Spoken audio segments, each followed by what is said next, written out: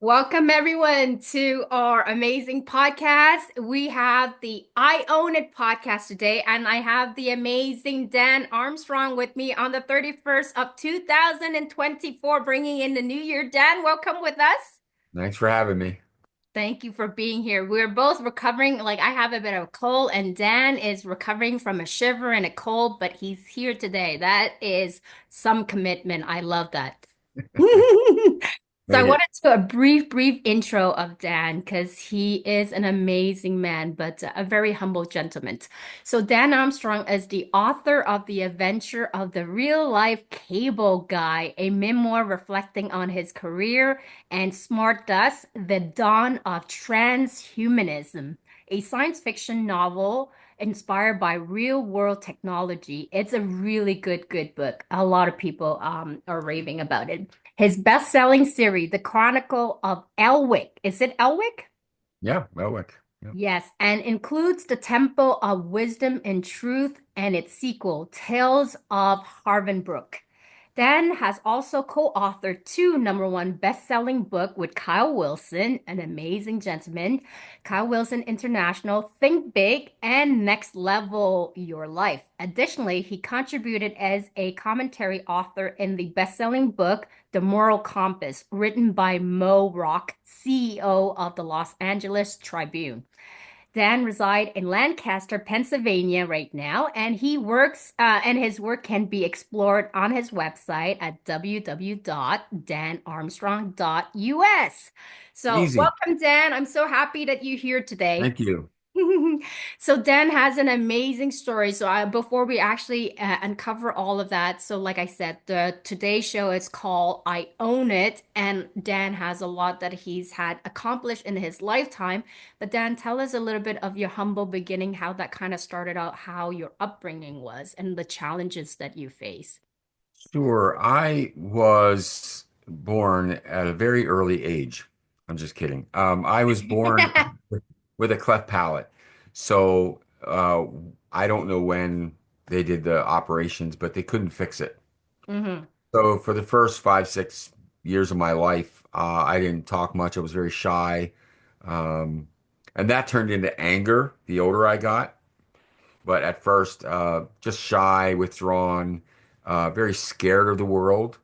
I couldn't speak very well, and if I did, the only people that understood me were, my parents or my siblings. So they would have to stick up for me. But of course, there's times on the playground when that didn't happen. So growing up with that birth anomaly or defect really was something that I had to grapple with well into my teenage years, because that's really when your whole structure of your mouth and your face and your bones are all growing rapidly. Mm. So even when they were able to uh, create what they call a prosthesis to help me speak, it had to be changed out like every 6 months to a year.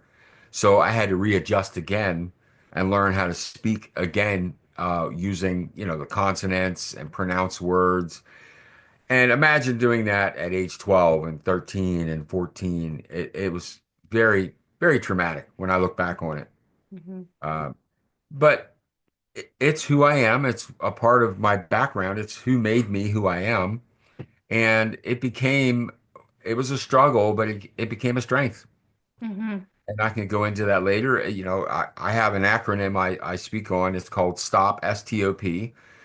Stop, struggle for can be a strength. Your tragedy can be a triumph. Your obstacles can be an opportunity, and your pain can be a purpose, a passion, a pleasure, a project, a process.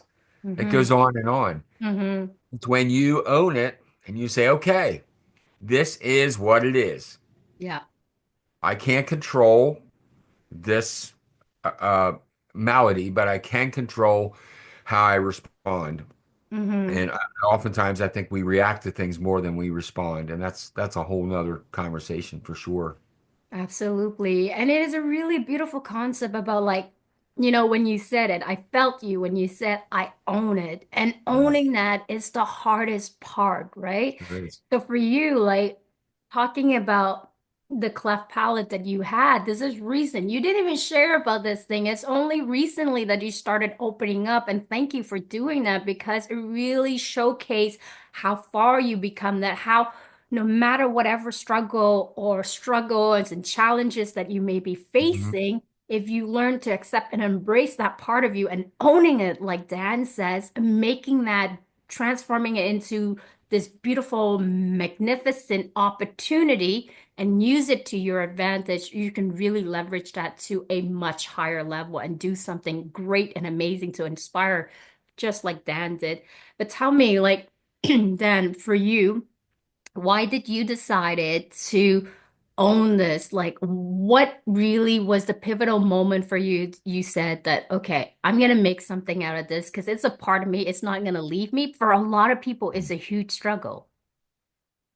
Several things actually that pop into my mind when you ask the question.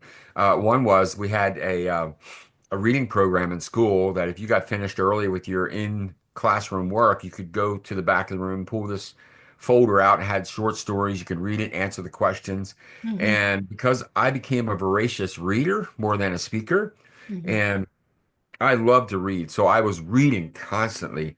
And because of that, what happened was I began to see structures and sentences and how things were explained in such a way that communication was very important to me, but I couldn't do it much verbally, but I could do it mentally. So I began to write songs. Mm. I was 12, 13 years old. My family had a singing group. We traveled all over the country when I was 12, well, actually younger, but 11, 12, 13, 14, on up to I think 16 or 17. Yeah. Excuse me. But during that time, I also was um, recruited by an eighth grade English teacher to be in a school play because he Hmm. liked how I wrote my essays. And I remember him saying, "I like how you think. I'm wondering if you could do this role in this play." What was the lead role? I was a judge, and it had it was a musical, and all my lines were musical. None Mm. of them were spoken. Hmm. So I could sing better than I could talk because of my parents putting us on stage at such a young age. It developed those muscles. Hmm. So you've heard people who have maybe different accents or different languages, but they sing a song in English and it sounds perfect. Yes.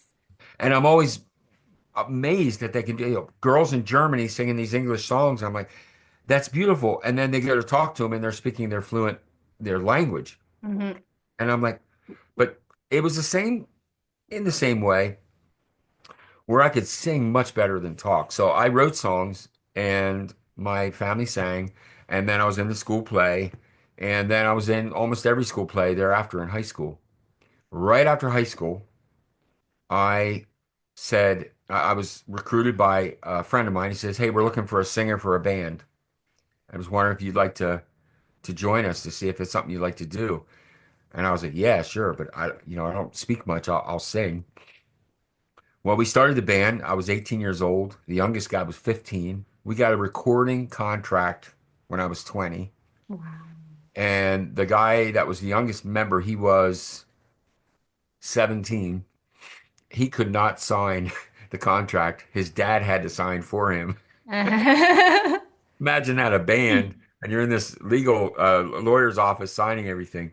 Hmm. All that to say is that there were several moments. It was my parents putting me on stage. It Yeah. was the school plays. Sorry, I keep bumping my desk. It was the school plays, and then it was the band Hmm. that put me on stage in large audiences. I'm talking anywhere from 50, 50 people at a campground to 10,000 people at an outside event Hmm. to maybe 2 or 3 thousand people at a college event. So I had to start telling stories between the songs to keep the flow going. Hmm. So that developed my storytelling abilities. Hmm.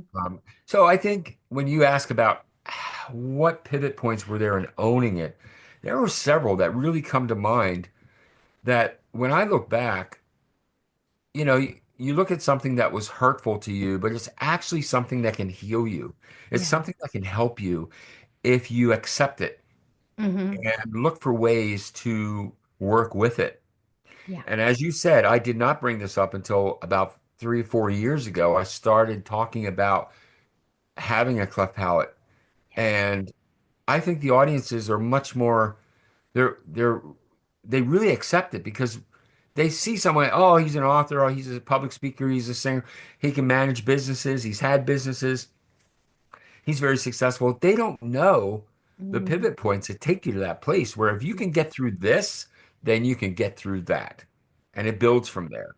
Absolutely. A lot of people only get to see the glimpse of like how people succeed, but they didn't know Yeah, all of the struggle that it took to get to the top, right? yeah, And it's unfortunate because when I think about it, because something of what you said made me think about well, my biggest model, like one of my biggest model is Bruce Lee. So when I think about how he was able to bring martial art to the yeah, world and making it accessible to yeah, everyone, he like like for him it was people think like it's a talent that people must be born with or they're yeah, born from a family that's rich and so they become this person.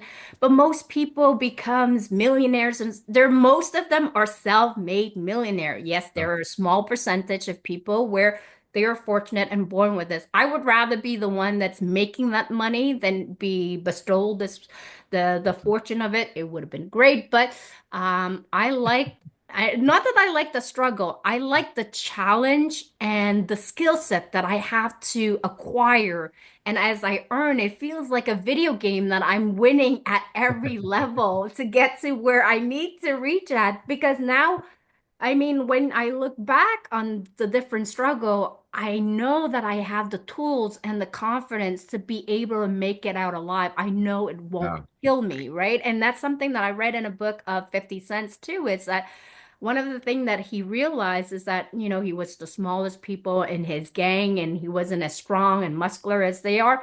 But what he understood was that the struggle did not kill him. As long as it doesn't kill him, he's able to make it out of there and just keep pushing. So it's the same thing for you. You realize that, okay, I gotta accept this. This is a part of who I am, but there are so many things that I learned through the process that I can use it to my advantage. And look at you, you went from, being singing on stage and performing and storytelling and reading book. If it wasn't for your cleft palate, you wouldn't be so fascinated about reading. And now you're Yeah. writing book as an author and inspiring people. So it's an amazing journey. So how do you pass on this aspiration and these things to somebody who may be going through some of the things that they're struggling with?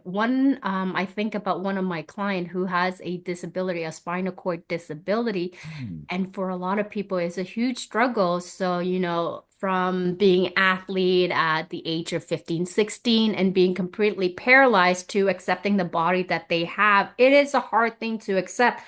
But how does one accept it? That is the hardest part, is like embracing that and going, this is me, and let me build a version of this that is going to be to my advantage so I can leverage that and then be able to make something out of myself.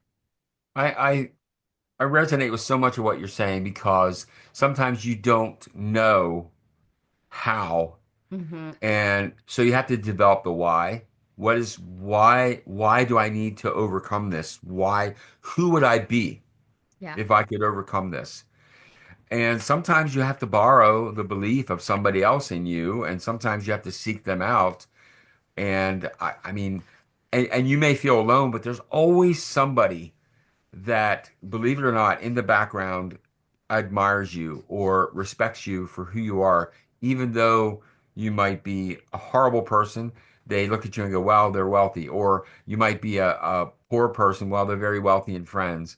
So there's always somebody out there that can support you and believe in you. And sometimes you have to ask, "Will you support me in this?" Now, my mother was a great example of this because there's a story I wrote in the book, Next Level or Think Big, where I was on a playground and I had my little fingers around the back fence while the other kids were playing kickball. Mhm. and a group of kids came up behind me and grabbed me and they threw me down on the ground and they started making fun of me. They didn't know I landed on a pile of ants or maybe they tried it, I don't know. But the ants, the red ants were going in my clothing and they were biting me and making me spell my name over and over. Of course, I couldn't spell very well as my R's were R's, my S's were N's. So it was very difficult, very painful. Started to cry. Finally, the playground teacher said, "Break it up, boys." And I jumped up and started brushing all these ants off me. They were in my clothing. I was hurting inside, hurting outside. I ran to her side for comfort, for solace. And she looked at me and said, "What's wrong with you?" And it just, I mean, I collapsed to the ground, in a fetal position. And I don't remember the next few steps, but I remember my mother picking me up at school and taking me home and putting me in a bath of Epsom salt, soothing these external wounds.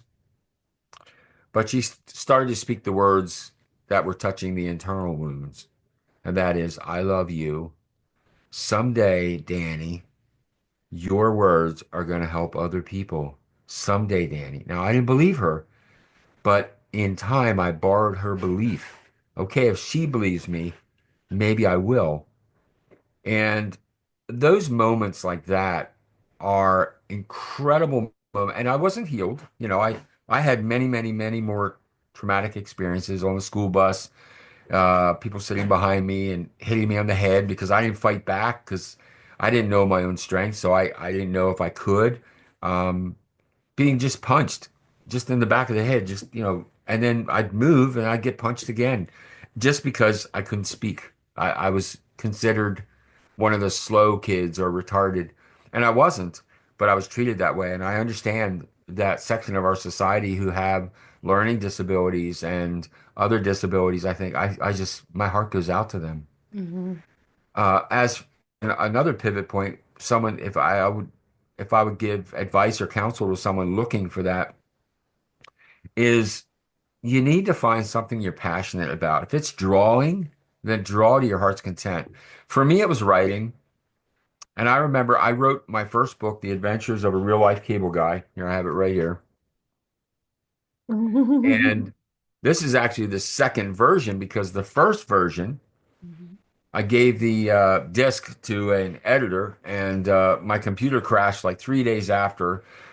So I called them up and I said, "Hey, I need that disc back. I have to make a copy of the book." And they said, I'm really sorry. We lost it." So the whole book was lost. I mean, I didn't have notes. I didn't know to keep notes. I didn't know to back it up. So I mean, it was devastating. Mhm. But the why drove me to start all of it. Now it was 6 months later, but I decided to start all over again. Mhm. And I started all over again, writing the book, The Adventures of a Real Life Cable Guy.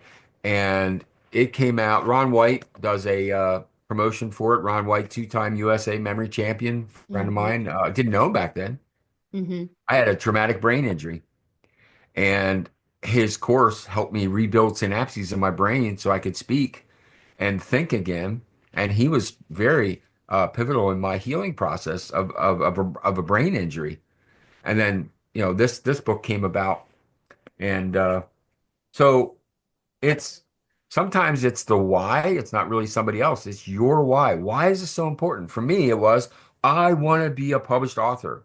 Now, Mhm. this book's in like 10 countries and almost every state in the United States. So it's been a friend of ours, Eberhard Samlowski, took this book up to some two places in Israel and one in Egypt and took pictures of it. I was like, dude, he was, yeah, I wasn't about to take smart dust up because this is smart dust right here. This Mhm. is smart dust. Mm.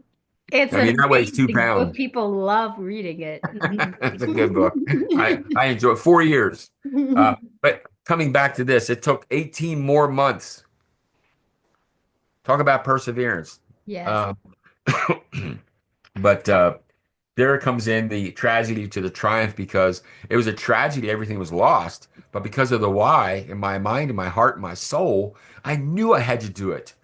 And because I did it, if I wouldn't have done that, I would have never written this. I would have never been a part of this. I would have never been a part of this. I would have never written this. I would have never done all of this stuff. I wouldn't have begun a book called Practicing Virtues.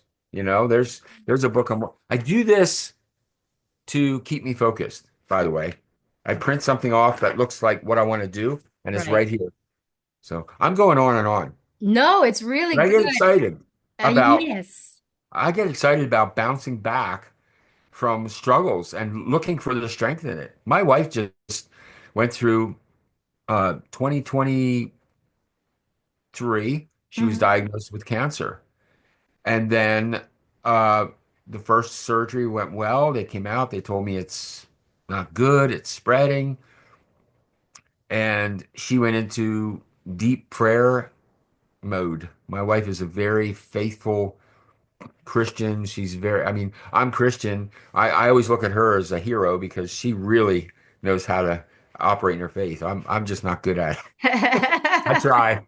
But anyway, then in the middle of that, before her second surgery, he found out she had a lymphoma, and that was a lump on her heart sac under her breastbone. So Okay. now here we are with another possible cancer situation.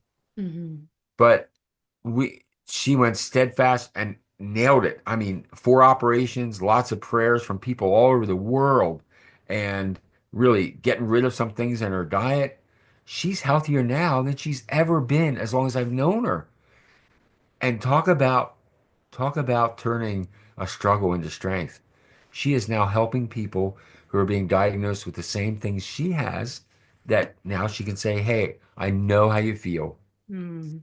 Let me let me give you some ideas to get you through it." A lot of it's mindset. Yeah.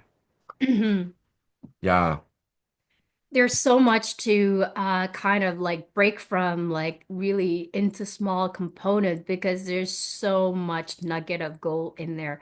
But I want to be able to capture it in this thing. When you said find the reason, like somebody who believe in you, like your mom, that was such a yeah, beautiful thing that she said, and she's so right because I think it's almost like a spell that she casts on you, Dan. One day your word are gonna touch people.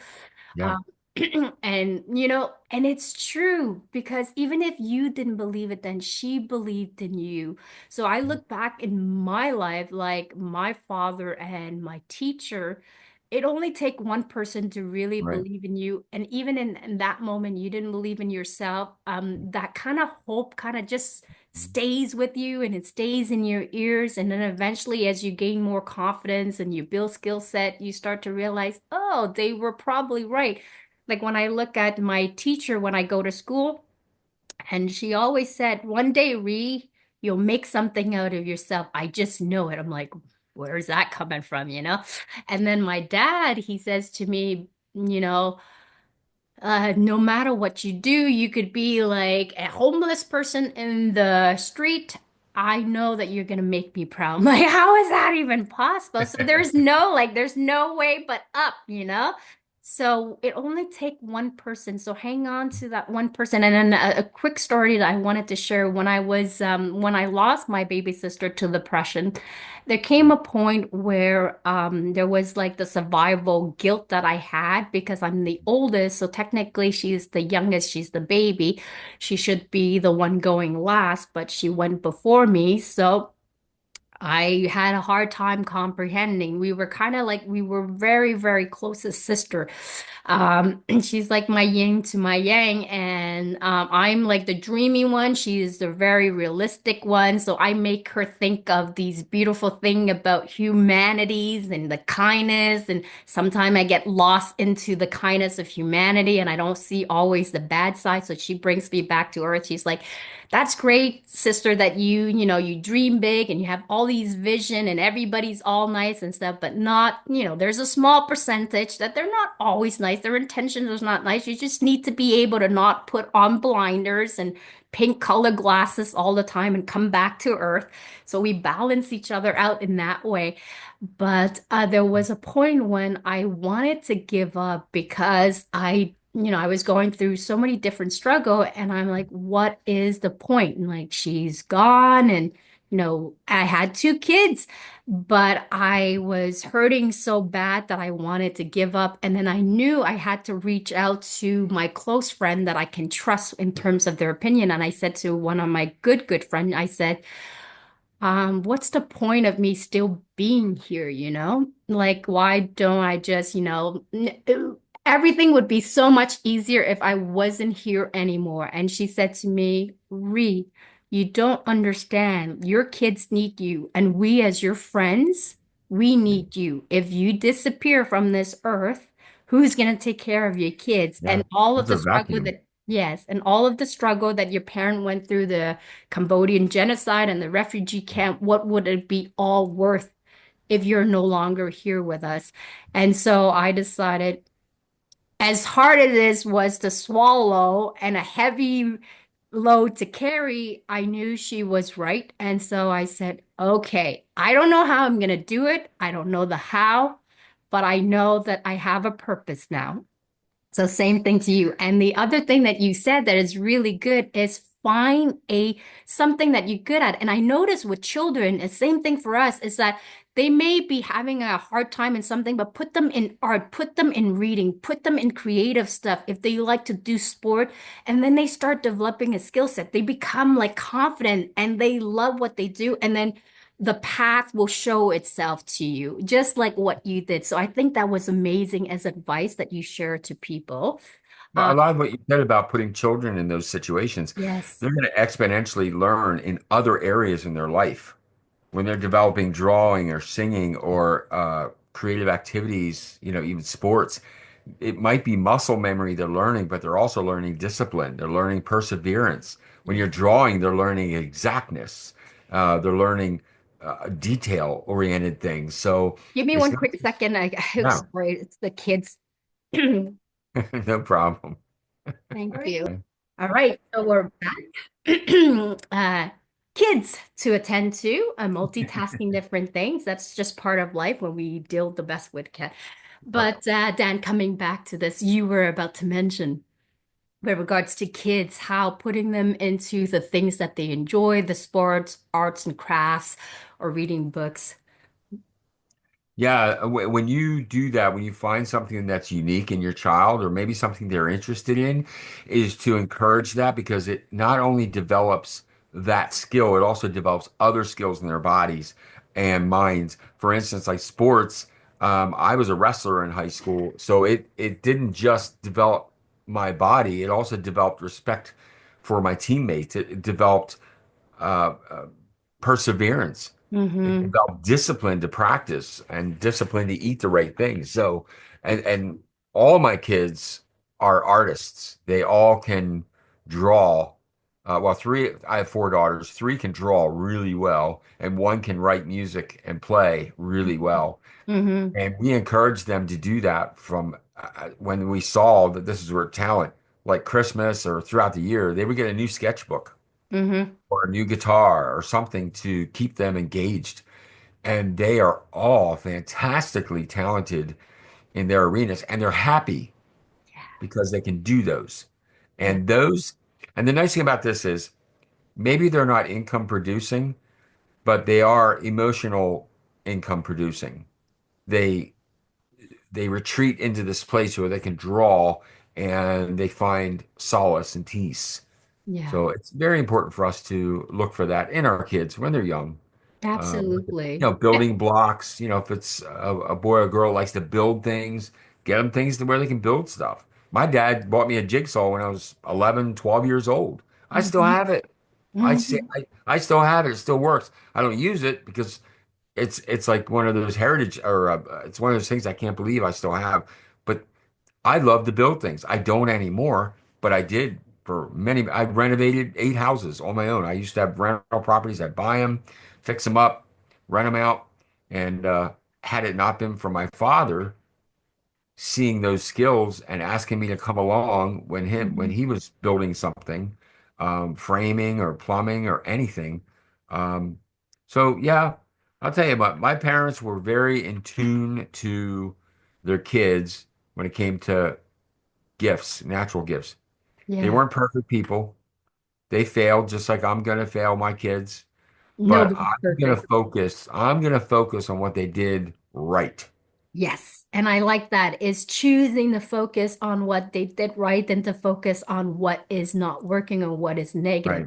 I think if we train our brain to see the positive and I think like when in so many books, Dan, and I'm sure you agree with this, that a lot of successful people, they have the same ability as you are. They're not any more talented than you Right. are. Most of them are just average Joe and average Jane. They are just building, they're working on their craft, they're perfecting it, and they have persistence and they keep working at it. Like with regards to the light bulb. I mean, how many times did he actually have to fail? Was it 10,000 times? Yeah, I didn't fail. I found 10,000 way of making the it light didn't bulb, work. you know? Yeah.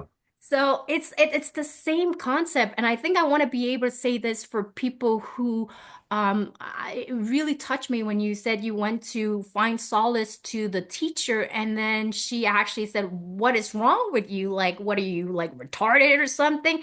And that really shattered you is that it's so important for us as adults to really tend to kids, you know, when they're coming to you for solace, even if you don't understand where they're coming from, rather than jumping into conclusion and just to be careful with a word. I mean, that's also in the book of the Four Agreement, I think. Yeah. Is it Yeah. called Four Agreement? I think so. That word is has its magic. It has the way to actually heal a person, or it can actually be dark magic, which is casting a spell, like in the case of Dan, like when he was younger. So be careful of the things that you say and the action that you do to kids because you don't know one word could actually just keep a person stuck. And in that story, in the Four Agreement, is that the daughter was singing and the mom, she was exhausted and tired from working and just happened to say, I think she said, "You sing horribly," or just shut up or something. And from that moment on, that little girl forbid herself from singing because she thought, you know, she has this horrible voice when she wasn't. And it was just the mother's moment, bad timing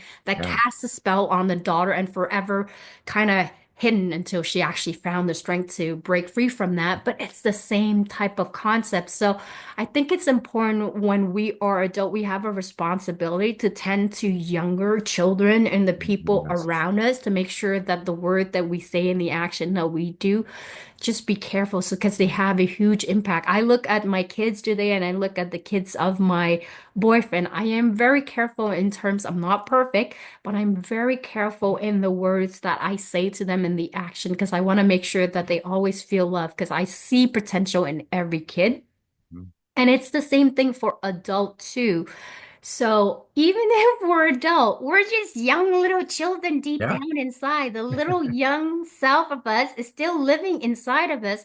And part of the healing journey, like Dan had to do, was to go back and heal that young child that suffered and that was lacking the understanding or felt misunderstood, and to feel value and seen. And I think part of that is to be able to acknowledge, okay, these are the pain and the struggle that I dealt with, but now we're much older. We have a different perspective on what happened to us, and we can rewrite a new story that we once told ourselves to make sure that that story can become a story that leverages. And I'm one of those people who love creativity. I love imagination. And I always say to myself, and maybe it's a lie that I say to myself, but it sure works magic. I always tell myself that every story that happened in my life, I can rewrite it to my advantage. I can make it whatever I want to because the mind is a powerful tool. If I think I'm this magnificent person and I believe in all of the skill set that I have, why not? When you let your imagination become, it becomes reality. So when I was younger, raising up really quickly, Dan, in the Cambodian community, so in the Asian community, they have like different scale rate that they give, like, Japanese people are seen higher than the Chinese people. Chinese people are higher than the Vietnamese people.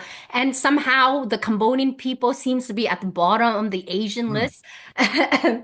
And it's unfortunate, within the culture, there's like, prejudice and discrimination among culture when they should be helping each other. But I never let those prejudice and those ideology actually affect me. When younger, I was constantly told, like, Cambodian people, you're Cambodian, you might not mount out to be anything. And if you're like lucky to find a job, like a regular average job, then you'll be lucky. But I'm like, who told you this story? Like, I was younger. I was like not even 8, 9 years old. I'm like, and these are adults that are like in their 40s telling me that I mount out to nothing. And I just remember thinking, well, that's an interesting thought. I mean, let's keep that for yourself. I'll take note of it. But let me rewrite my own story. I might be Cambodian, but I might be the most successful Cambodian you ever meet. But give me time. I'm only 9 years old right now. Yeah. So Well, I'll be you like, yeah. underneath all that Hmm. is a person. Yes. And whatever your skin color is, whatever your background is, whatever your nationality or ethnic origin, you are still a person. You're a soul. You're a spirit. And because of that, there are no limits to how you can say, okay, God, how can I move in the direction of what would be the best, what I was designed for? Yes. And when you can ask, what am I designed for? And ideas will come to you. Yes. But you have to seek. There's a scripture in the Bible, it's Matthew 7:7. It says, ask, knock, seek. Ask and it shall be given. Knock and the door shall be opened. Seek and you shall find. It's a principle that is applicable to anyone in a job position. May I do that job? No, not yet. Okay. May I do that job? No, not yet. May I do the job? Oh my gosh. Yes, go ahead, do the job. You show yourself worthy and valuable. And the principle is you will uh, seek opportunities to serve. Hmm. Ask for opportunities to serve. Knock on the door of the vice president. Knock on the door of the customer and say, how can I serve you? How can I serve? How can I serve?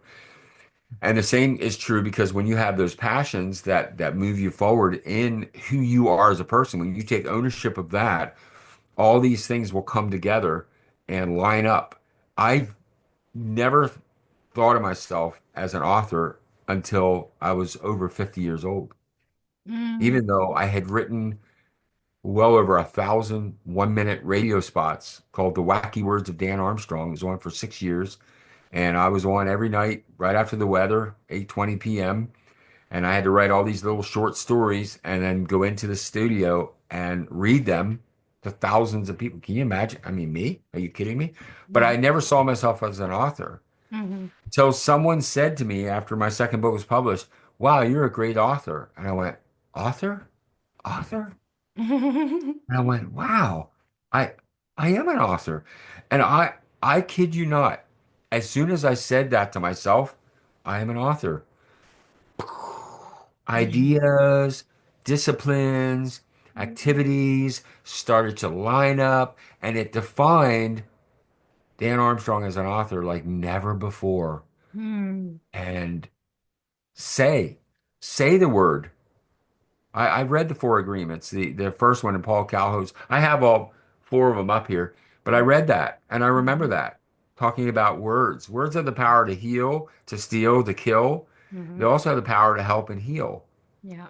So it's your choice. Now, keep in mind, it's also your choice to accept or reject.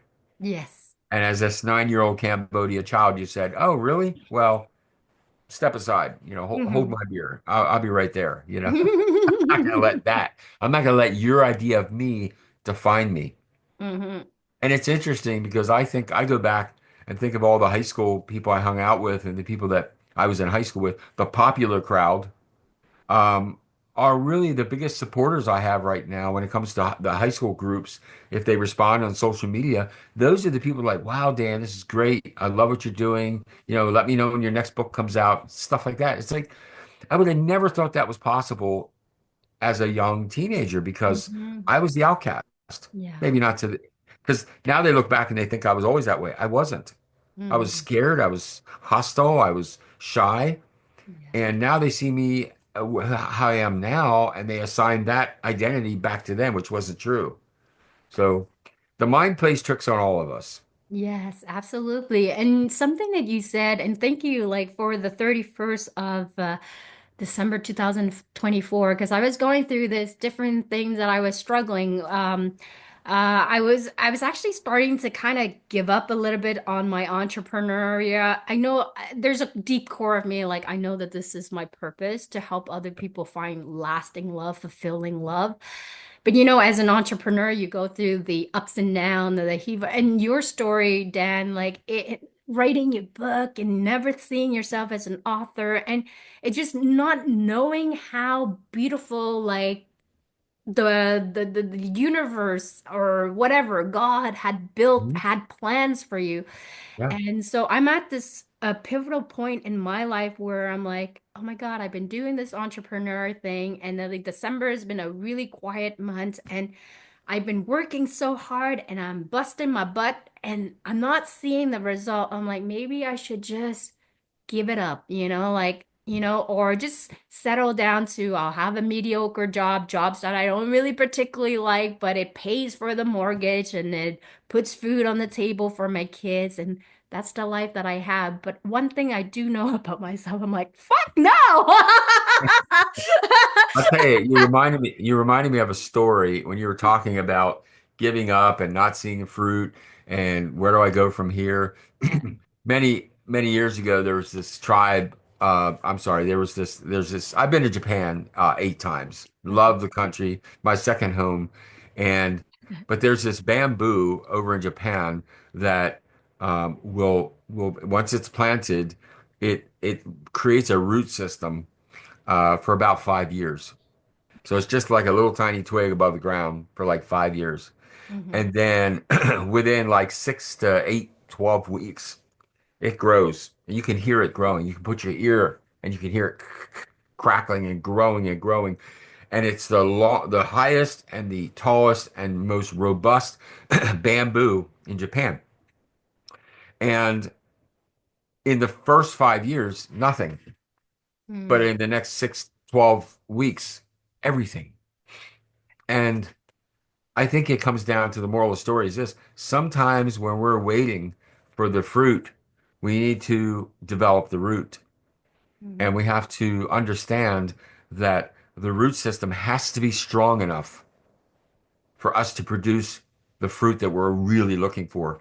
Some people say, "Oh, I want to be an author," and they contact me, and I have several coaching students that I'm working with. Got another one starting first of the year. I want to be an author. And I tell them we need to start at the root. And the root is the why. Why do you want to do this? Yeah. But secondly, I want them to write me a chapter. That's it. I don't want you to write a book. Just write a chapter. If Hmm. you think you're going to write a book, forget about it. Just write a chapter. Hmm. The point is, they need to build this system, this root system, to make them strong enough to see the book come to fruition. Hmm. If they don't, a lot of times they're looking at the fruit. I want a book, I want a book, I want a book, and the book boom, just Yeah. falls right over because they're not developing the branch, or I'm sorry, the trunk or the root system. Hmm. So in my life, because I've got 6 books to my credit now, Hmm. and I the other one was with Moe Rock with the LA Tribune. I mean, right there. Hmm. Uh, and he only reached out to me because he read and he had some people that read my other books and said you need to contact this guy or and they reached out to me and Ava over there at LA Tribune and I've been on their platform I think 6 times on the LA Tribune some of their platforms. What I'm saying is this that none of that would have happened had I not had a root system that took 30 years to build. Hmm. Hmm. You know, I didn't know I was going to write like Smart Dust. I did not know this did not become a bestseller, but the Audible on iTunes, Audible was a bestseller. Yeah, I didn't know when I wrote the Chronicles that and the sequels coming out. This was a bestseller in 7 categories, Hmm. and But I wouldn't have known how to do this if all of this wasn't planted and nurtured. And this is years and years of work. This may look like 4 years of work, Mm-hmm. but it's actually 30 years until I could produce this. Mm-hmm. So sometimes people say, why am I not seeing success in my life? So start looking at your roots. What do you have to do to dig deep? What are some necessary things that nobody sees? I sit here. This is my work desk in front of me, but behind me on my other side, this is my creative desk. Mm-hmm. So I work, then I spend 3 hours a night here. Mm-hmm. It took me time.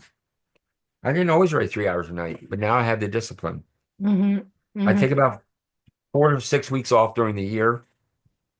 Interact, I intersperse them, so it's not all at once to take time off from writing. But I consistently write 3 hours a night.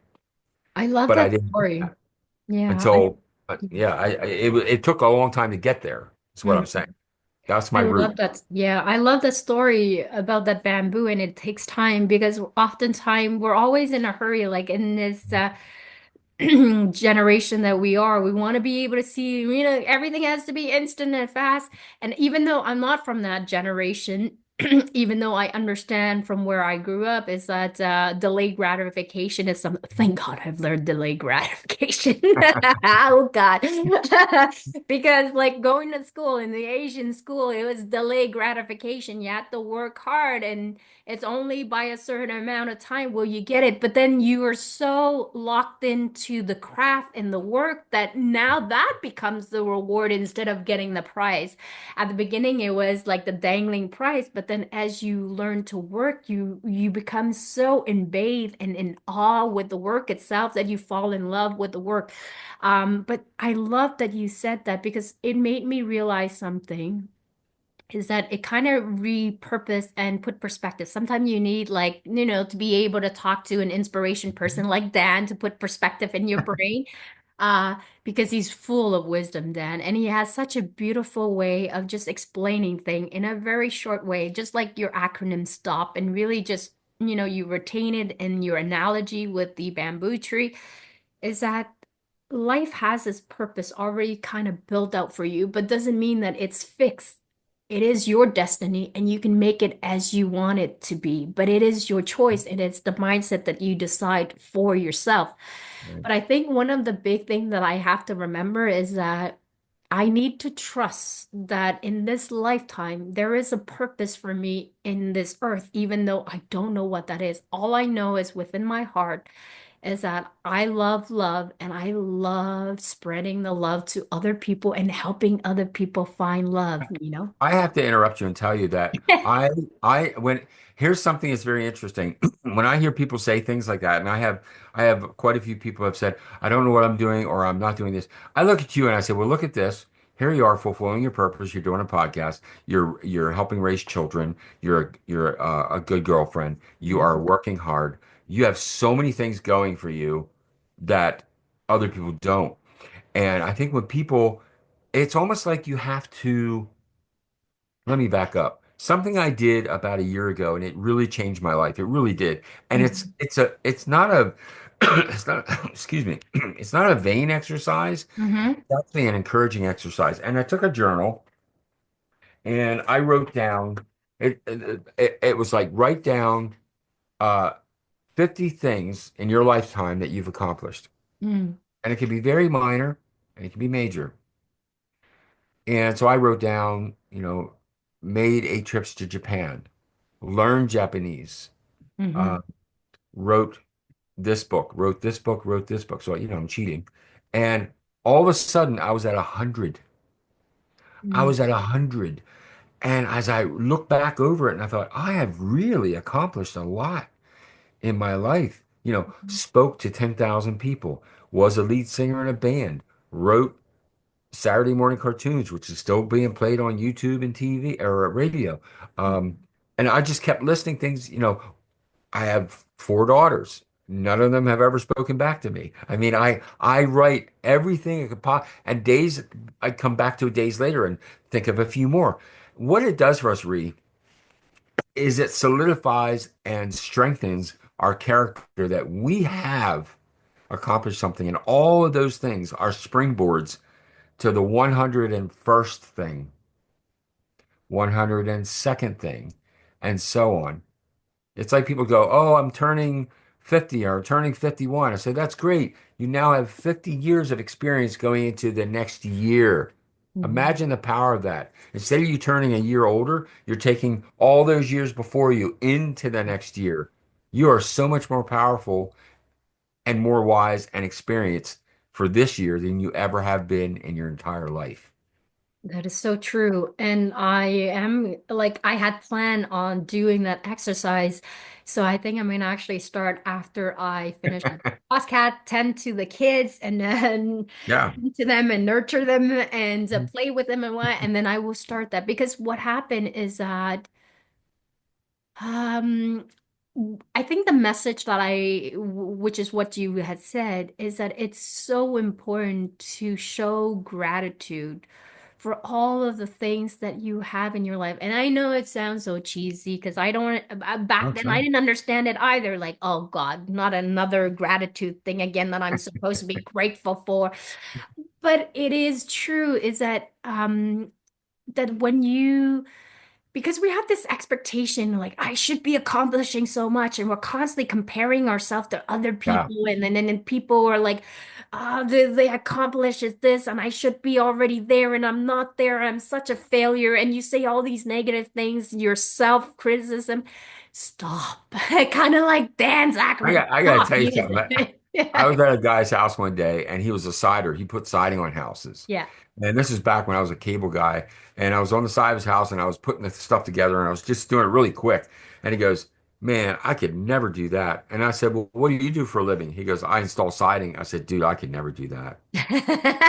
And the point is, we all are. Here's the thing. You're supposed to be the best Reed Wong there will ever be in the entire world. Yeah. That's it. You Yeah. don't have to be somebody else that you admire. You can admire and respect everybody in the world, and you can actually pick up their disciplines and their talents. I'm sorry, and look at their talents and understand what they're doing and adapt, adjust, monitor, control, and see what you can do in your own life. But if you hit a certain point and you're not getting around it and you're comparing it to them, that's sickness. You need to Mhm. back away from that and go, "No, this is who I am. I will never be um, the girl that wrote the forward to this book." Mhm. She's a USA best-selling series author, Mhm. Laura Patilio. She has 65 books, and she's 10 years younger than me. Mhm. And I'm like, I could never stop it, Dan. Mhm. Stop it, stop it, stop it. You will never be Laura. You will always be Dan Armstrong. So develop who you are. Where are my passions? Where are my promises? Where are my projects? What's my process? Let's move in those directions and build a stronger Dan Armstrong. Let's build a stronger Reed Duong. Let's build a stronger Jim Smith, whoever's out there. Mhm. You can do Mhm. it. And you're so right. We do compare all the time because we're told to. Yeah. We're told to on social media and TV and stuff. Yeah, I don't have cable. Um, Mhm. I I have Netflix and YouTube. I don't watch TV shows anymore. Too much. There's enough drama in the world without Same stuff here. being I don't made watch up. TV Without either. it being made up, I don't need it. But Hmm. going back to saying about a great gratitude, oh, another gratitude list. When you go to bed at night, would you rather be an ungrateful person or a grateful person? And the sense and the feeling that comes with it. Obviously, a grateful person. Every night when I lay my head down to rest, I always say, "Thank you, Lord, for another day. I thank you for another day. Thank you for another day." And I wake up in the morning and say, "Thank you for another day. Thank you for another day." And amazingly, when I started doing that, I I do not have aches and pains like most people my age do. I'm 61, and I can get up in the morning and bounce around, and I can do all kinds of stuff. Yeah. And my bones don't hurt. Maybe they will someday, but they used to. Listen, they used to. Hmm. I, in my 30s, I was always aching, getting up in the morning. Oh, I'm so achy, and my back hurt. I had back problems like you wouldn't believe, and Hmm. neck problems, of course, two TBIs, traumatic brain injuries. But when I started being more and more grateful and Mhm. eating a lot more turmeric, Mhm. Good for you, though. oh yeah, I'm telling you, what a difference! What a Hmm. difference! Hmm. And I've gone through some periods where of depression where you feel like, why am I even here? What am I doing? But if you started that gratitude list or the accomplishment list, go back and look at it and realize, wow, uh, one of my accomplishments was I built a home library. You Hmm. know, I don't know if I can do this, but I mean, I have this here, and it goes the Wow. whole way across the room here. And there's more. I have another area in the house, I and love it. I love libraries, so. well, it's like Jim Rohn used to say, start a library in your house. You might not read every book, but you'll feel smarter just walking into it. That is so true, but I just love library books. It's my thing, and it reminds me of Beauty and the Beast when she's in the library and Oh, she's and going through the Beast. when Oh my God! when she walked When into you that, said that, I was like, oh you're taking me back to like yeah, Beauty and the Beast with the that's books. yeah. I remember seeing that thinking, oh, I was like, it was a cartoon. I was like, oh, I know. pause, pause the movie. Let me just get out of here.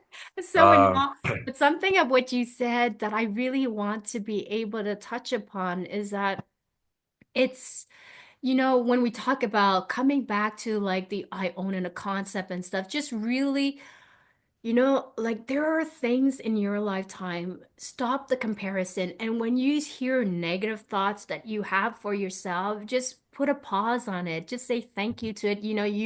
yep, You can't ignore it, but just say thank right. you. I know you're trying to protect me and you want. And competition, if it's used properly, because me, I love myself a good Yeah, competition. But if that competition helps me leverage myself and it pushed me yeah, and kicks me in the butt to become a better version of myself, then bring on that competition. yeah. But if that competition is crushing my self-esteem, then I would put that aside. So you just know that you always have a choice. I always remind myself, and I say that internally, you're the master of your own destiny. Nobody else. And even the gods, and no, I'm not asking you to challenge me, but I often say to myself, even the gods up there, even those up there, they don't get to dictate how my life gets to be run. Yes, I have a path, but I do believe that there's a path already kind of built for me, but I can craft it along the way. But ultimately, it comes down to me and what kind of life I want for myself. And I remember when you mention about mindset, it is so true. Like a lot of athletes, when they go into a game, they have this winner mindset. Like I'm going in there. Imagine being like one of like two type of people. You have one person who's about to go in a game and they're like, oh my God, what's the point of even trying? Our team is gonna get beaten. They're the best team ever. Might as well just give up. So the odd of you winning, it is very low. Chance are Yeah, they're gonna crush you. But if you go into a mindset, even if you don't know if you're gonna be able to be successful, but you right. go with a winning mindset of like, you know what, we can do this and we got this and we're gonna give it the best that we can. And whatever happen. But until then, until the game is end, I am gonna put every chances on my end and we're gonna win. The magnifying energy of success will be so much more on your side aligned to you than to give up. So one of the things I tell my kid oftentimes is that you have to try. You can't give up before even trying. You don't Right. know if you're going to be good at it. So when I go into anything that I do, I have this, you have to know what kind of person that you are. I tell myself the same old story, but maybe because I got a lot of love from my parents and teacher who believe in me and friends who believe in me. And sometimes I don't believe everything that they say, but I hang on to it. I borrow their confidence. I borrow the belief that they have for me. And I tell myself, who is Ree? Ree is like a person that never fucking gives up. She could be like down on the ground and she'll be bleeding. She'll be like, I should give up, but I gotta keep on going. So that's how Well, I see myself. I will tell you when we were out. we met each other. I'll tell your audience, we met each other in the living room Yes. of Kyle Wilson, Mm-hmm. who's the founder of Jim Rohn International, and he's worked with Brian Tracy, Les Brown, Mark Victor Hansen, uh, Simon Bailey, and Dennis Waitley. The Mm-hmm. list goes on and on. But we're sitting in the living room, and Kyle was a very generous person, Yes. and he always has stacks and stacks of books that he gives away in this two-day event. He Mm-hmm. might give away 100 books. I mean, he's Yeah. always, hey, I got a book here. Anybody here want it? And read. I was in the back and I kept seeing over the heads of some of these people in the row and Ree's on this couch and all I see is these little hands going like this. Like, that's Ree. She's getting another book. She had As a to matter of take fact, I another. took all of the book. I gave me all the book. I came from the US and I got all of the book. And thanks to Tim Cole, he shipped me most of the book that I couldn't fit all in my I luggage. was gonna say, I don't know how you would fit. I mean, this row right here was probably back here behind me. This row, probably Mhm. not even half of what you took home. I mean, it was like every time there was a book offered, there was so that was that was your competitiveness, Hmm. but that was always also your love for learning. Yes. That was also your passion for wisdom, and that was also your gregarious personality. She had many things going on when you received a gift. Yeah. And those are things that I put down on my accomplishment list was things like I'm always grateful when someone sends me a card in the mail. Robert Commodore of the podcast Chiseled, he sends me a card once a month, just Hmm. saying, "Hey, I just want to tell you, I appreciate you. I love you, brother." It means a lot to me. I save them. I save them because you know what? When I get a little down, Yeah. when I feel like I'm not reaching my goals, I'll pull them out and just kind of look through them. You know what? I can do this. I'm going to accept what it is. I'm going to own this frustration. I'm going to accept it. Yes, I feel it. I know it. It's here. I'm not going to ignore it. I accept it. Okay, I'm going to feel it. Okay, let's own these feelings. Yes, I'm very frustrated. Yes, I'm very depressed. Okay, now I'm going to take 10 minutes and just let it happen. And then I'm going to say, okay, now I'm going to turn on the TV and watch a YouTube video about encouragement, or I'm going to take a nap, or I'm going to Hmm. go for a walk. I'm going to do something to break the pattern, but I'm not going to ignore it. I'm going to Hmm. accept it, deal Hmm. with it, and then move on. And one of those things about dealing with it is reading your accomplishment list, reading those cards and letters you got from someone. There are so many times people have, and I'm going to start doing this. People will say such nice things on my Facebook posts after I write something, and I need to copy and paste them and put them in a file because they're genuine words of encouragement and love, and I need to save them.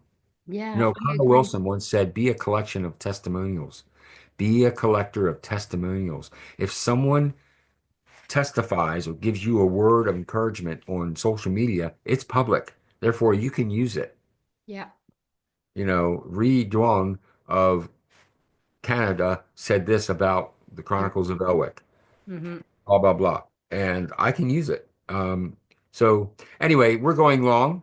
No, but I love that. I Didn't want know to if be you had able, yeah. anything else you wanted to go over. But I do. We're gonna take another 15 minutes because it's so good. I want it because you touched on it, like acknowledge the feeling. Because part of owning it is how do you actually do it? Because there'll Yeah. be moments where we're not gonna feel like the winner right now on top of the mountain right now. We're feeling like pretty low. And so owning it and giving yourself the chance to acknowledge it, live, sit with it for 10 minutes, and then break the pattern. I love that because that's what I do too is you need to be able to accept those are the moments when you're going to have those down moments and then just embrace it and then break the pattern by doing something else and keep moving forward.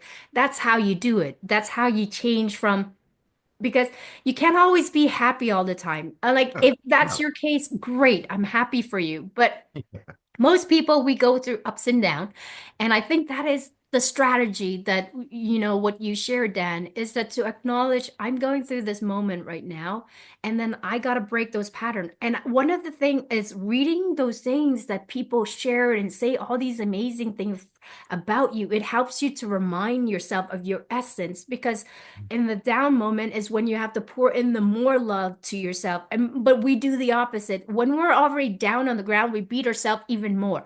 We shouldn't be doing that, which is a hard concept. It's like completely contradictory for us. But you have to do that by reading the list of all of the amazing things that people share with you. It helps to bring you up. And then you do an activity that really inspires, brings joys back into your life. It pours into the love and it brings it raises up your vibration, and then you change. So what happened is I do the same thing like with regards to my partner. And I'll tell this for people who have an anxious attachment style. I have an anxious attachment style, which means when my partner leaves somewhere and I know he's going to work, but for whatever reason, I get anxious. Like, so thought runs through my mind. Is my boyfriend thinking about me? Does he still love me? Does he still think I'm an amazing person? Even if I think I'm an amazing person, but I don't know. So what I do is that every time my boyfriend sends me text about beautiful thing, I snapshot it. Like I have a collection of all That's these good. That's beautiful good. things that he does.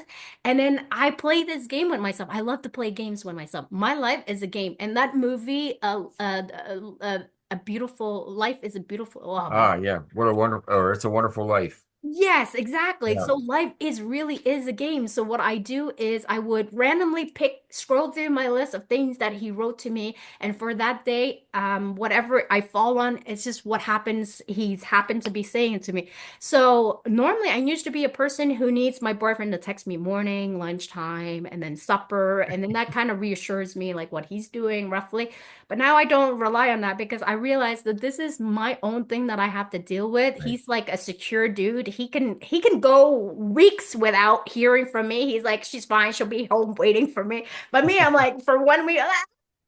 So I developed a way of to reassure myself and to feel better and learning to be, on my own. I'm a very independent girl, but I like attachment wise, I need these reassurance. So I read through it and it works like magic. So my boyfriend doesn't know like whatever happened before. She needed me to text, and now she barely like texts me or needs me to confirm anything because I dealt with my own stuff. But it's the same thing for you. So for me, I think that's a great strategy. Don't ignore it, don't repress it, acknowledge them, and then break the pattern. Remind yourself of all of the beautiful things. So, doing this gratitude helps you to put perspective. And the other thing I want to be able to share with people is that I do this all the time. I'm so guilty of it. And every single day I said for 2025, I'm going to change it because this pattern is not helping me at all. And it's nice to be able to take some moment to reflect on things that are beneficial for you or a Mhm. hindrance. So for me, it's every day when I work really hard, I still beat myself up. I'm like, I could have done more. I don't know if you go through that. I'm like, I could have done more because, Dan's done so much more than I did. Again, I'm comparing, so it doesn't help. So what I want to do is do this checklist of gratitude of all the things that I've done as an entrepreneur that when I look back, I've never thought I would have been able to do what I do and doing podcasts. I realized being on this podcast with you, Dan, it lifts me up. It gives me a fresh, like new take on life and new perspective. So now it tells me 2025, I got to go back to doing my podcast more regularly because I love bathing into your energy, Well, soaking in. Yeah. thank you. But when you do it more, the more and more you do it, the more and more it becomes a natural part of your being and Yes. something you'll look forward to. And going back to what you said about, did I do enough or I could have done more? Yeah. Um, I have those nights when I'm finished writing. It's 11 o'clock at night. I usually write from 8 to 11. And right about 11, I'm timing out. Hmm. There are times that I have gone into to 1 o'clock in the morning, but when I'm getting to a place where I'm really having a hard time focused now, and then I say to myself, you know what, you could have done more. And I say this out loud. I say it out loud. I want Hmm. my ears to hear it, so it's coming in here and going in here. So now it's going in here, and now it's going in here. And I say, you could have done more, but you've done a really good job today. I will say that out loud. You did a good job today. Good job, Dan. I'll say, good job, Dan. Mm-hmm. Mm-hmm. Self-talk. Yeah. And And I'm not lying. I'm not no, you're lying. not. And you know how like salesmen, they before they go on a sale, they pump themselves up and you go on a team of like a match of soccer and they're like all of them they're Yeah, pumping themselves up and it boosts their self-esteem. Same thing. Like if words is not your thing that really helps you boost up the energy, yeah. maybe it's something else for you. For me, what works for me is like I can blast myself a good music in the car, in front of the mirror, and that really pumps up my energy. Whatever works for you. Maybe it's relaxation, go and do meditation or a candle that, beautiful scents. But whatever can increase that level of vibration for you, that will help you take your energy to a different level and really drive you into the right course. Now, since we're coming close to the very end, because I can talk to Dan like all day long. There's so much. I'm gonna definitely have you back, Dan, because you're full of wisdom. But I want to be able to Full leave of it. the audience. And you have like such a beautiful look at him. Like he wanted to be an aspiring FBI dude. Wouldn't he Yeah, make good. such a great FBI agent for Who sure? knows? Maybe I did work for the government. I can't tell you if I Who did. knows Who exactly? knows? We'll never know. You'll never know. Go ahead, try to look me up. I dare you. And you got such a beautiful smile. It's like this beautiful, innocent smile, but just full of warmth. And then I want to be able to leave our audience with three useful advice that you can, looking back on your life and the struggle that you had to go through with the cleft palate and to becoming the Uh, man that you are today, to becoming the author and inspiring people, an amazing father and husband to your wife, and really congratulations to your wife for the wisdom that it's such an inspiration. I'm so glad, that she was able to transform that horrible, horrible event to something that she's inspiring other people. I love to meet her one day. But three lessons that you can look back of like I own it. What can they do tangibly so that they can get themselves from the low downside to where they can actually start to see opportunity and get themselves in the right mindset. well, the first thing comes to mind is find a passion, something you're definitely interested in, something that you would do when you're not feeling well and when Mhm, you're feeling fantastic. Something that you think about. Uh, for me, it's writing. For other people, it might be playing guitar. For other people, it might be I can't wait to have my next guest on a podcast. For someone else, it might be I want to be the best teacher there is. So I'm going to learn how to deal with students sociologically on a different level than I have been. So passion, find your passion. Secondly, educate yourself in your passion. mhm, Find a way to learn more about what you're interested in, so you're more can grow into that tree that we talked about, the fruit. Because education is basically where that's the root of all your fruit. And I've said this before uh, in other uh, platforms that we can count the seeds in an apple, but we can never count the apples in a seed. mhm, And that is to say, there's so much more potential in most of us that we don't realize. But it's a lot of times because we don't have a passion, we don't educate ourselves. That's two. And number three, we allow other people to dictate,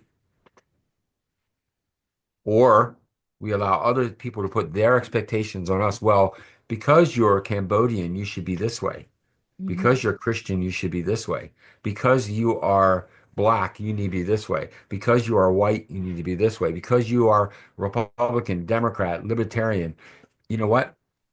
You are who you are. And if someone can't accept you for that, then you just dismiss them. Not in a mean way. You just yeah, say, you know what? They're not my tribe. They're not I love them, but yeah, it doesn't mean I have to have fellowship with them. So I guess to answer your question, number one would be find a passion, mhm, educate or develop that passion, and then do not allow the expectations or um, people's opinions to affect you while you're working on the first two. mhm. So that's that was a surprise question, but I loved it. I'm glad you answered it perfectly. And the thing that you had said that it was really good is that just focus on becoming the best expression of who you are, Mhm. which is exactly the line of Bruce Lee in his book, Be Like Yeah. Water, My Friend, written by his daughter, Shannon Lee. But that's what he says. Come to this earth, your only mission is to treat yourself nicely and be the best expression of who you are, your authentic self. If you find that, you find freedom, and freedom is what you're looking for. Me, I love freedom. So, just do your very best and don't compare yourself to other. It's okay. It's normal to compare yourself to other people, but if it's leveraging you, good. But if it harms you, replace that by I, something completely I need different. to address that real quick. I know we're closing up here, but Yeah. when you compare yourself to others, you never fulfill your own destiny. Exactly. And here's the thing, when I said to myself, I am an author, I didn't compare myself to Stephen King because I'll never be a guy who can Mhm. write 100 books. It just boggles my mind. Guy has a whole section at Barnes and Noble, all Stephen King. It's amazing. I don't even know how he does it. I'll never be Laura Patillo, but I'll never be a Dan Armstrong if I'm comparing myself to others. So I just have to be me. And someone I will resonate with some people, and some people I never will. And that's fine because I'm not supposed to. Yeah. Yeah. So when I do not compare, when I only look at my comprehensive personality and say, where can I go with this from here? That's when I'm going to develop the fruit of my root more than anything else. Is yeah. So I Yeah. went on, but I just wanted to address that. No, it's okay. And I want you to leave with the last quote for people, like one quote that either you fall in love with or something that has served I you have in your two. lifetime. Oh, you have two. Please share the two. Well, the first one was way back when you were talking about some people are millionaires, some people aren't. I remember what Jim Rohn said. He said, uh, set a goal to become a millionaire, not for the money, but Hmm. what it will make of you. That's powerful. Hmm. Set a goal to write a book, Hmm. not for the glory, but because it what it will make of you. See, I rewrote it for myself. Hmm. Maybe I'll leave it at that. I love it. I Just leave it love at it that. because aim, like I always say, shoot for the moon and then you land in the stars. So what's the worst case that can happen? Aim Yeah. high. You get caught Aim. in the Clark belt and then you're stuck there. But at least you're with all the satellites. So, Yeah, exactly. Enjoy the journey, the process enjoy of the it journey. all. And, Yeah. once you get to the reward, you're like, oh, that's it. You want the next thing. But it's the journey that takes you, the Yeah. beautiful. And then the second quote would be what, Dan? I big fan of James Allen, As a Man Thinketh, Hmm. and in turn, Earl Nightingale of The Strangest Secret, which is you become what you think about. Yes. And energy flows where your thoughts go. Hmm. If you think healing thoughts, if you think thankful thoughts, that is what you will receive. If you think about sickness, if you think about hardship, you will actually attract more of that in your life, whether you realize it or not. I wrote a little 3x5 card and put it three or four places in my house. I am a best-selling author. I am a best-selling author. I did that 4 years ago. Hmm. And now I have an audiobook that's a bestseller. I have my one book that is a bestseller. And then I was in three other best-selling books. That's five best-selling titles that I can claim. Yeah. And that probably would not have happened if I wouldn't have thought about it Hmm. I am over gonna and over and over. Yeah, I'm gonna write that in my new year. And if you don't need to grasp everything, just take a few. Like today, like my mind can't grab it goes in. I'm like an octopus trying to grab all of the wisdom of Dan. But I'm definitely writing down like what you think you become, what you focus on is what you're gonna attract. So Yeah, that's going into the new year 2025, Dan. I just wanted to thank you for you're the welcome. wonderful human being that you are. I am so privileged to sit in your beautiful, positive energy and inspiration. And congratulations on all your accomplishments Thank for you. being five-time best-selling author. And I know you're going to be doing some much more amazing thing. But I love knowing the real cable guy Yeah. right here. So Well, thank you. you are welcome. I got two books coming out this year, The Tales Okay. of Havenbrook, which is a sequel to Chronicles of Elwic, and then and this is on Audible as well. And then I have a Practicing Virtues Volume One should be out this summer, I'm hoping. So I'm looking to do 5 volumes of that. but it comes down to, you know, my passion, my education, and my rejection of expectation of other people. I love Thank that. you. And then, please share with them. I said it at the beginning, but please tell them how they can best reach you if they need to reach you and want to do some work with you and how to start Yeah. writing a book and all of that. If you're interested in coaching, I do a 20-minute uh, kind of discovery call to see if this is something you really want to do. And that you can reach me, best to text me first. But I'll tell you what, let me do this. Let me give you my email address, danarmstrong@gmail.com. Oh, I'm sorry. Dan Armstrong, author Yes. at gmail.com. Dan Armstrong, author at gmail.com.